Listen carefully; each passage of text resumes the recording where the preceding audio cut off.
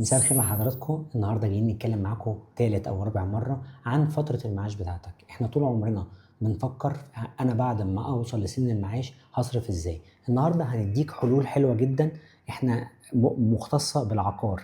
العقار احنا عندنا كذا حاجه فيه بتدي ايجار الزامي. يعني مثلا عندنا وحدات من اول مليون 100 دي بتديك ايجار في الشهر من 1500 ل 2500.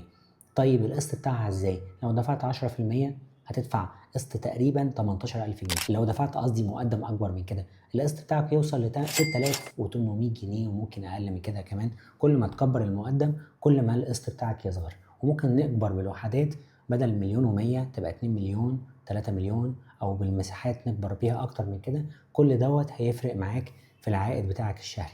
طب انت تحسب الموضوع دوت مفيد ليك ازاي؟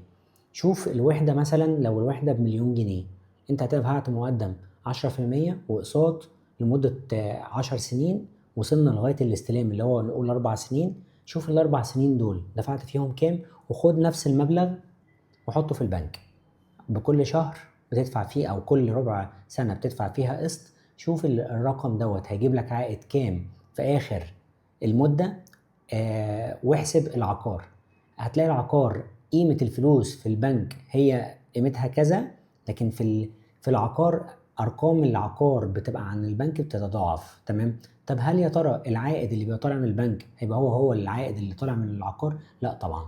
العقار دائما اكتر من بنك واكتر من الذهب كمان. بس اهم حاجة حضرتك تصبر فيه. احنا بنتكلم مع حضرتك في ارقام تقريبا من اول 7000 قسط، ممكن نوصل لارقام اكتر من كده بكتير طبعا حسب ما الواحد حضرتك بتختارها. لو بتفكر في خطة تقاعد كلمنا واحنا هنقول لك على افضل حاجة ليك.